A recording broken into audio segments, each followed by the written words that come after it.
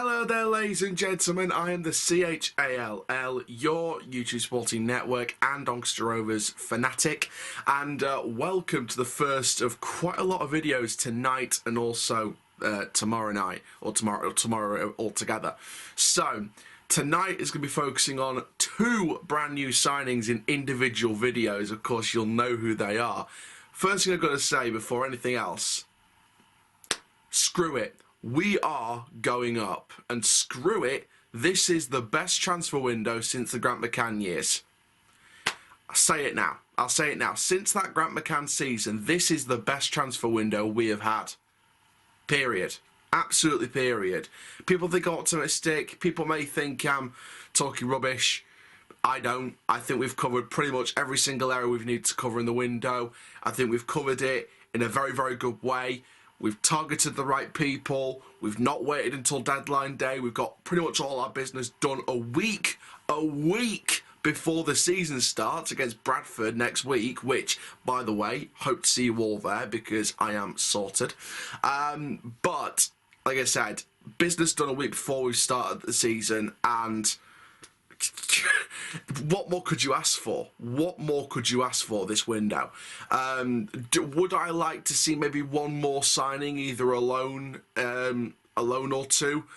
It would be nice. I'm not saying it's beneficial, but it would be nice for depth purposes.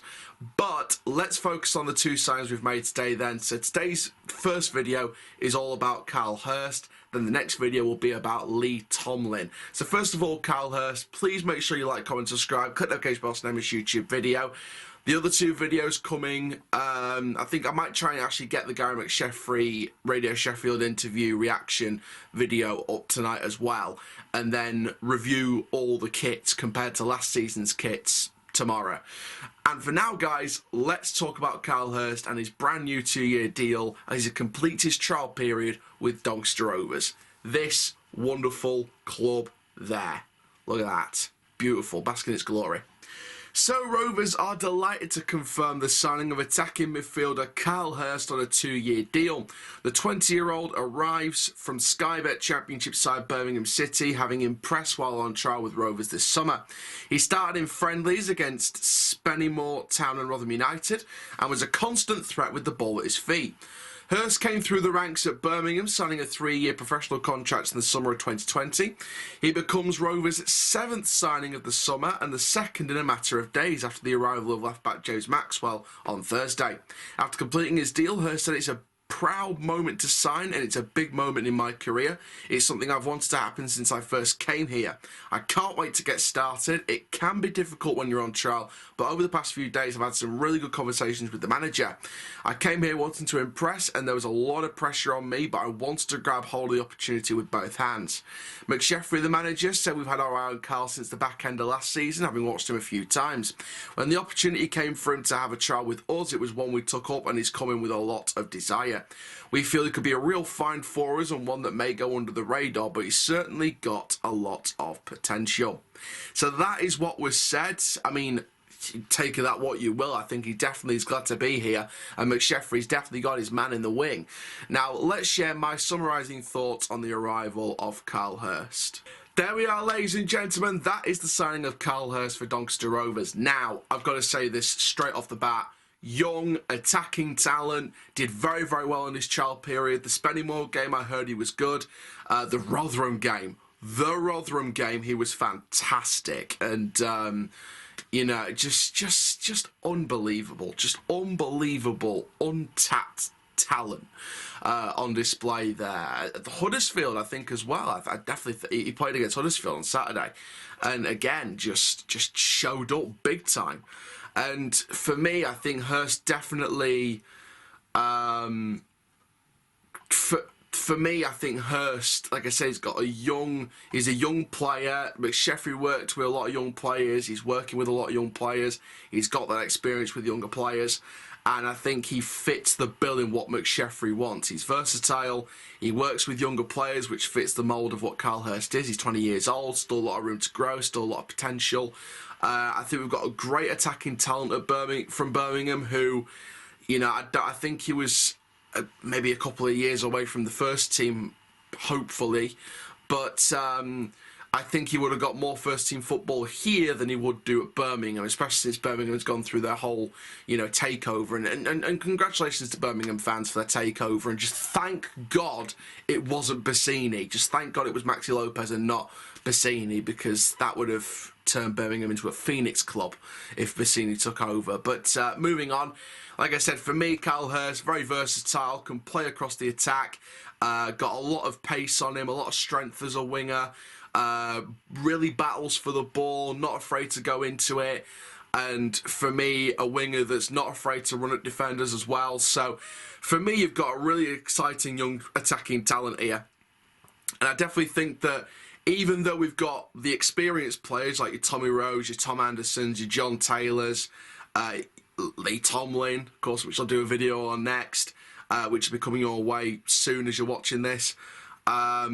So Rowe, Clayton, Tomlin, Anderson, Mitchell, when you've got that kind of experience, Agard technically, when you've got that kind of experience, you need the young talent to back it up. And for me, I'm seeing, and I know, and some people might not like this comparison, but I look at what Doncaster Rovers should be doing to what Fergie did with Manchester United. I don't mean in terms of like competing at the top levels, etc. What I mean by that, and why I'm comparing us to Fergie's Man United, is one of the reasons why Fergie at Man United did so well for a lot of years is he had the experienced talent that were top-notch talent and could go out there and do the job. But waiting in the wings, he had the young talent that were good enough to go and could step in at any moment. You had the younger talent that could step in for the experienced talent, and you had the experienced talent showing the younger talent the ropes. So then you had a Fergie squad which had the experienced players getting older or perhaps getting on to sell at another club. But then you had the younger talent that could step in and do the job. That's how I look at what I want for Doncaster Rovers. I know it's different levels, like I said, I know already, but you get why I'm comparing them. I want Rovers to have that ability to have the experienced talent, but then have the younger talent, the up-and-coming talent that are just as good, that can step up when needed, whether starting with the experienced players or waiting in the wings on the bench or the reserves, ready to go when they're called upon, and they don't need to be asked twice. So that's the kind of squad I want Doncaster Rovers to build. Like I said, different levels. We're in League 2, Man United are in the Premier League. But you see where I'm coming from, where we need talent, young or experienced, to go as soon as possible, literally on the money, and are good enough to start. We need a bench that's just as good as the starting lineup, if you know what I mean.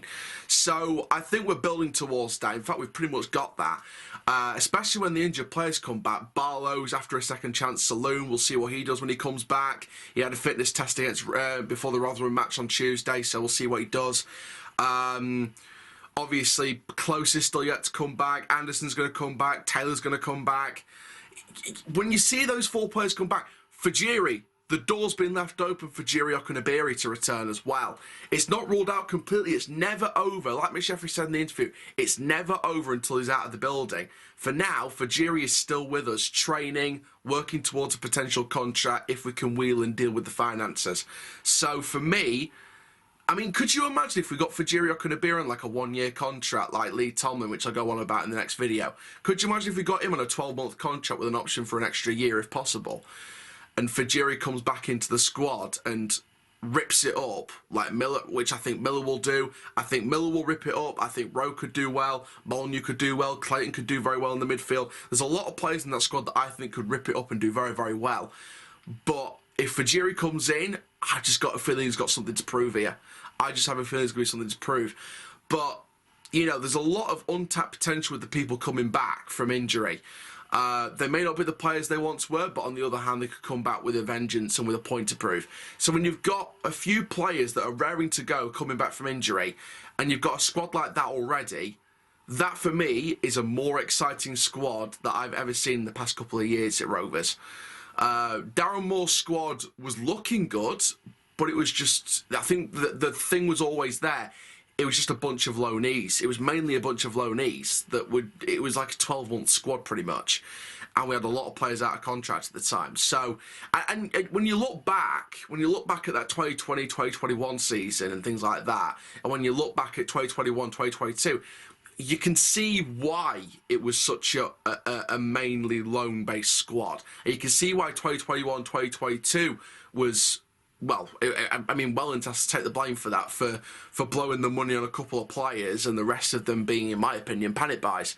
But you see what happens with the finances, the fact that, and, you know, we have to acknowledge the fact that we aren't relying money from the owners anymore. Since 2020, we have been a self-funding club.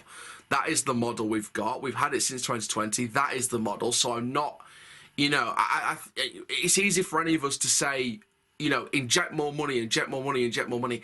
That's not the model anymore. The model is we make our own money because the owners aren't investing any more outside money anymore. There's no outside investment anymore. Since 2020, there hasn't been outside investment from the owners. So we have to put that to one side, look at the model we're working with, and we have to try and start again. It took a back step it took a huge back step last season with relegation, which they say they didn't expect. Many fans say it was on the cards with the squads we were building in the past couple of years. I'd agree with both sides. I think they weren't expecting relegation. They were expecting stability in League One. They were expecting like a mid-table League One finish and then build the next year. But in the back of my mind, you could also agree with the rest of the fan base and you sort of think, well, hang on a sec. I can understand that, but, you know, past couple of years it's been mainly loans and we've not really had a stable squad, and you're going to invest in a lot, you're going to bring in a lot of new players. You know, only Tom Anderson was the remaining starter in that game against Wimbledon this time last year. So this time last year on the first day of last season, only Tom Anderson was there from the start. In the starting 11, only Tom Anderson was there from the previous season. So, you know, it just felt like a really put-together squad because we had to, because we had very low numbers at the time. So you could agree with both sides. Yes, you were looking for stability and maybe you didn't expect relegation. But at the same time, you can look at what the fans are saying and think, well, hang on a sec, I think relegation was probably coming.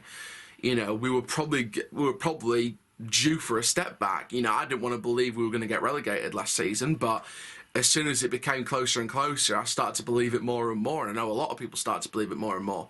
So for me, I think, personally for me, I think that now we're in a position where we have a much better squad, much better numbers. We've got a squad that want to be here first and foremost. We've got a squad that want to commit 100%. We have players, not naming names, but I think you know who I'm talking about. We had players last season that did not want to be here, that didn't want to try for the fans, that wants to walk about and take a wage and steal a wage check every single frickin' week. Now we've got a squad that want to die for this club, that want to play for the badge 110% every single week. You could see it in pre-season. You could see it in the training sessions. You can see it when the players talk about the club and why they're here and why the players are here. You heard Kyle's interview. I listened to Kyle's interview when he signed today. He spoke with, you know, it wasn't out there energetic passion, but you could hear the words he was saying and how much it means to him and his family. That's the kind of players we need to be bringing in, and that's the kind of players we've been bringing in. And every single fan, whether they're part of the Netto group, whether they're part of the supporters trust, whether they're part of the genuine fan base, whether they're part of the social media groups, whether they're part of vlogging like myself and 18 Dapper, pretty much every single fan has praised this window, no matter what group they're from, no matter where they come from, no matter who they follow, no matter what they represent and what their voice of reason is, doesn't matter. Pretty much every single fan this summer has been on board with this window.